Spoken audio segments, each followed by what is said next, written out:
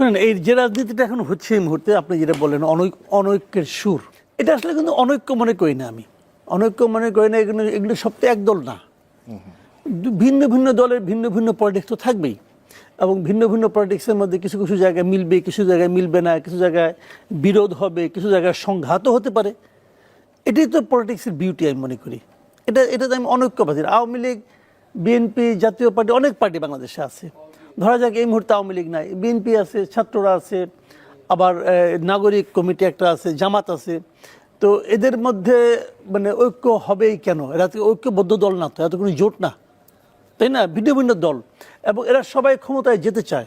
ক্ষমতায় যাওয়ার জন্য এক একটা পলিটিক্যাল পার্টির এক এক ধরনের স্ট্র্যাটেজি থাকবে, এবং সেই স্ট্র্যাটেজি অনুযায়ী তারা কাজ করবে।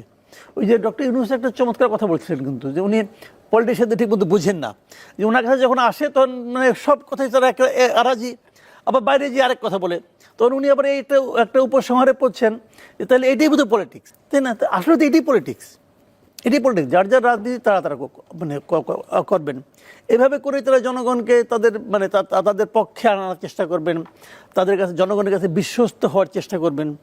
এটা তো খুবই স্বাভাবিক। তবে হ্যাঁ, খেলা তো খেলা যখন দুই দল যখন খেলে, পরস্পরকে গোল দেওয়ার জন্যই খেলে, জেতের জন্যই খেলে। কিন্তু আমরা কি চাই? আমরা চাই যে খেলায় যেন কোনো ফাউলটা যাতে কম হয়।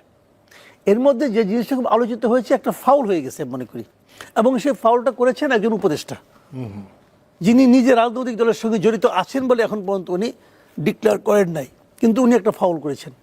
এই ফাউলটা থেকে না দুই তিনটা প্রশ্ন মানুষের মনে আসছে। কোনটার কথা বলছেন? এই মির্জা ফখরুল ইসলাম আলমগীরের একটা কথার প্রেক্ষিতে নাহিদ ইসলাম যে বক্তব্যটা দিয়েছেন, যে স্ট্যাটাসটা দিয়েছেন, আমি ওটাকে বলছি। নাহিদ ইসলাম সাহেব একটা ফাউল করেছেন, এটা মানে প্রত্যাশিত ছিল না আমার কাছে। কারণ এই জন্য ছিল না, উনি করতেই পারতেন, কোনো সমস্যা নাই, বাট ওনার কাছে প্রত্যাশিত ছিল না এই কারণে যে উনি তো একটা গভর্নমেন্টের পার্ট অফ গভর্নমেন্ট উনি, তাই না? সরকারে যেহেতু আছেন, সরকারের থেকে এই কথাগুলি এইভাবে উনি বলবেন কেন, আমার কাছে এটা ক্লিয়ার না। তবে এখানে একটা জিনিস আমার কাছে মানে এটা ওনার এই কথা থেকে একটা প্রশ্ন কিন্তু আমার মধ্যে নতুন করে জন্ম নিয়েছে এই কারণে যে ওনারা আসলে কি ভাবছেন দেশের বর্তমান পরিস্থিতি নিয়ে, ওনারা কি ভাবছেন বিএনপির অবস্থানটা নিয়ে, অথবা বিএনপিকে ওনারা কিভাবে দেখছেন, অথবা দেশের আগামী নির্বাচনকে ওনারা কিভাবে দেখছেন, এই বিষয়গুলো কিন্তু প্রকাশিত হয়ে গেছে। এবং সেখান থেকেও কিন্তু আমাদের জন্য একটু সুবিধা হয়েছে যে এই কথাগুলি যখন উনি বলেছেন, একদিক দিয়ে ভালো, আমরা জানতে পেরেছি যে কে 111 চেয়েছিল, অথবা কোন কোন পলিটিক্যাল পার্টি দেশের জন্য কি চেয়েছিল, কারা কারা দেশের বিরুদ্ধে ষড়যন্ত্র করছে আর্মিদের সঙ্গে মিলে, এগুলোও কিন্তু আমরা কিছু কিছু জিনিস জানতে পারছি। এবং এই কিছু আমি আরও কয়েকদিন ওয়েট করব দেখার জন্য। যেমন উনি একটা বড় অভিযোগ করেছেন যে রাজনৈতিক দলগুলো নাকি আর্মির সঙ্গে মিলে একটা ষড়যন্ত্র করছিলেন। এই অভিযোগটা আমি এই প্রথম শুনলাম আর কি, মানে এইভাবে গুরুত্বপূর্ণ জায়গা থেকে।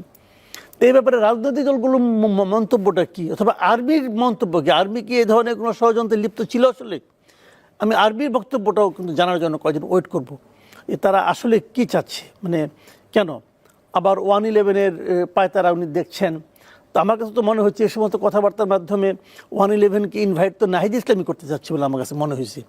এটা আমার মানে মূল্যায়ন আর কি। কাজে এই বিষয়গুলো না হলে ভালো হতো।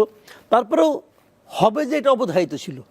কারণ নির্বাচন যখন ঘনে আসবে, যতই নির্বাচন ঘনে আসবে, ততই কিন্তু অনেকেরই মুখোশ ধীরে ধীরে খুলে যাবে, অনেকের দাঁত মুখের চেহারা আমরা দেখতে পাবো। এটাই স্বাভাবিক।